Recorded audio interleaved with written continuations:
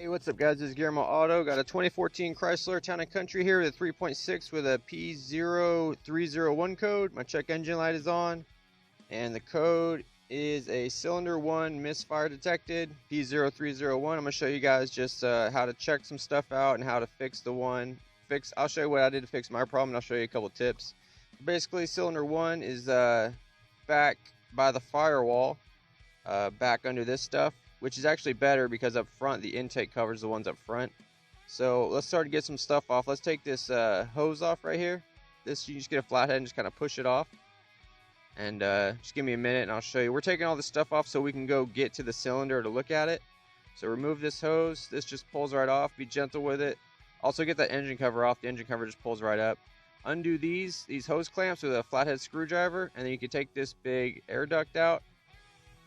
It's pretty simple. You just undo those hooks, get them loose, and this just comes right off. Not complicated at all. And then I'm going to go and disconnect this connector back here. That's on this part connecting to the throttle body. This just pulls off, and we're going to pull this out. And you kind of have to turn it sideways to get it out. And cylinder 1 is right underneath that. So here's cylinder 1. This is the coil for it. This is what delivers the spark. We're going to get it out. 10mm bolt holds it in, and also we're going to have to disconnect this connector right here. What I'm going to do is pull the coil out after I get this connector off, and we're going to take a look at the spark plug too, see if the spark plug's damaged or anything. That just pulls off by pushing that button. So I got my 10mm socket here.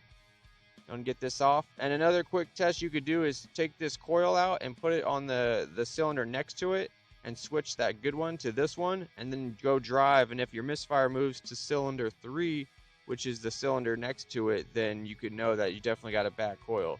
So these just come right out like this after you get that bolt out. And to get the spark plug out, it's a 5/8 socket. It's just kind of like a standard spark plug socket. Go ahead and get that out. This just goes, it's got about a 6-inch extension on attached to this socket, and we can get that out. And just take a look at the spark plug, make sure, you know, just see if it looks messed up. Go ahead and pull this out.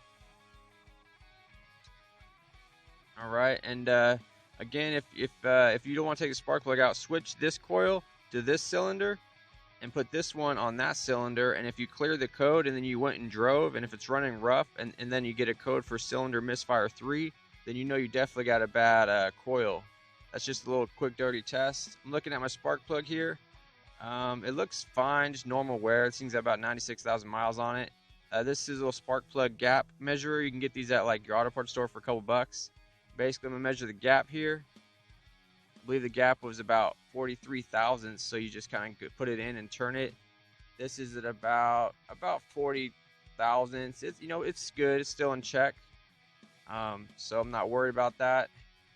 This one's in inches. Sometimes the measurement they give is in millimeters, but mine was in inches. This is about 43 inches. Gap was the spec, and it's good. So I'm gonna go ahead and put this back in. All right, put this back in, tighten it back down, and I'll put the torque spec on here. You guys can torque spec it. So I got my new coil. Here it is. Here's the part number on top of it if you want to get one, if you don't have access to a part number. And then it comes with a new bolt.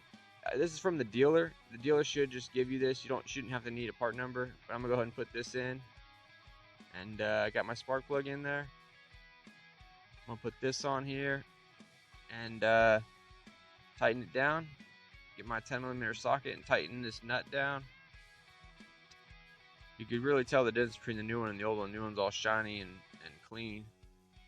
So I got this and get my connector in there real good, tighten it down, and then we're gonna have to kind of put the air assembly back together, those air ducts and hoses, before we start the car to see. When you do start it, it's not like the check engine light will immediately go out. You'll have to drive it for a while. Let's go and put this air box back in.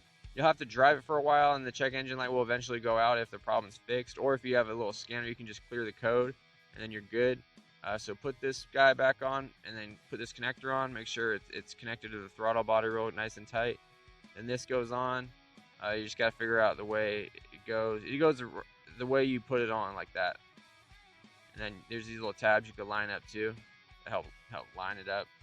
And then when you tighten down the clamps, it'll just tighten real tight and get on there. And then this hose goes back on. I think this is the PCV hose. This elbow part goes right here, just slides right on, and then this part goes right here. And then what we're gonna do is get this on and then go inside and start it. I started it. It's running pretty good.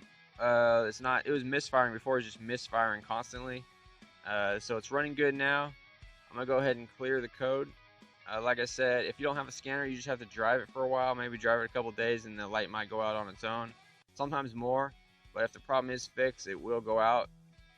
So I cleared it with my scanner, and now the light's out.